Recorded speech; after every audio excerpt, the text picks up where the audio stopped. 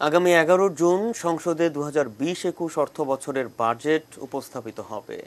আগামী বাজেটের বিভিন্ন তথ্য ও এ সংক্রান্ত বিশ্লেষণ নিয়ে প্রতিদিনই থাকছে বিশেষ প্রতিবেদন।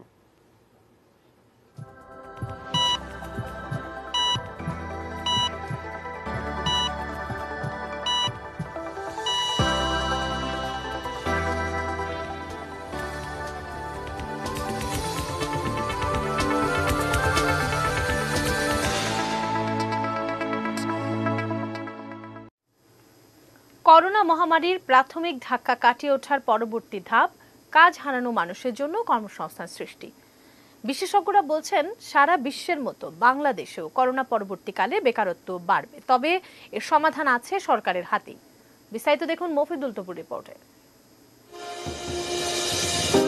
গত কয়েক মাসের অর্থনৈতিক স্থবিরতার কারণে আর্থিক ক্ষতির মুখে বন্ধ হয়ে গেছে অনেক ব্যবসা ও শিল্প প্রতিষ্ঠান।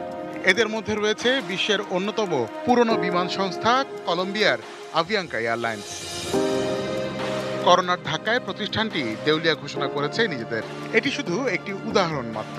এমন ঘটনা ঘটছে প্রতিটি সেক্টরে, প্রতিটি দেশে। আন্তর্জাতিক শ্রম সংস্থা আইএলওর প্রাথমিক হিসাব অনুযায়ী করোনার থাবায় বিশ্বজুড়ে 2.5 কোটিরও বেশি মানুষ নতুন করে বেকার হয়ে পড়বেন আগামী কয়েক মাসের মধ্যেই। বাংলাদেশের অর্থনীতিতেও করোনা ভাইরাস ইতিমধ্যেই নিদারুণ প্রভাব ফেলেছে।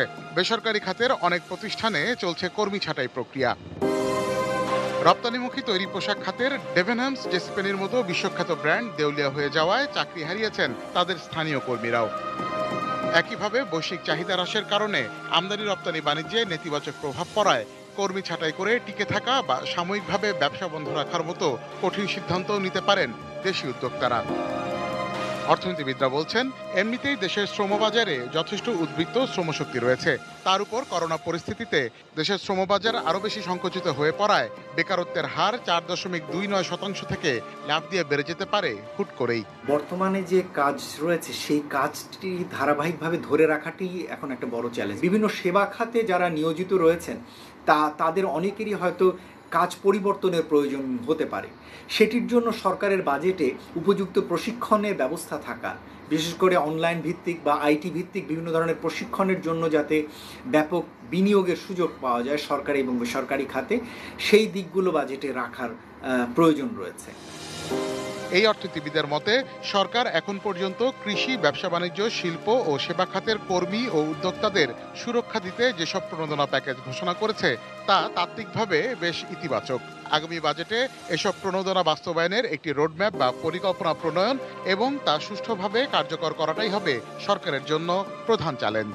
আরও বেশি সংখ্যক উদ্যোক্তার কাছে যদি এই ঋণ সহায়তা পৌঁছানো যায়, তাহলে তার মাধ্যমে আরও কর্মসংস্থান অব্যাহত রাখা বা সৃষ্টি হওয়ার কিছু সুযোগ তৈরি হবে বলে আমাদের কাছে মনে হয়। Mofidul Tapu, ATN news, Dhaka.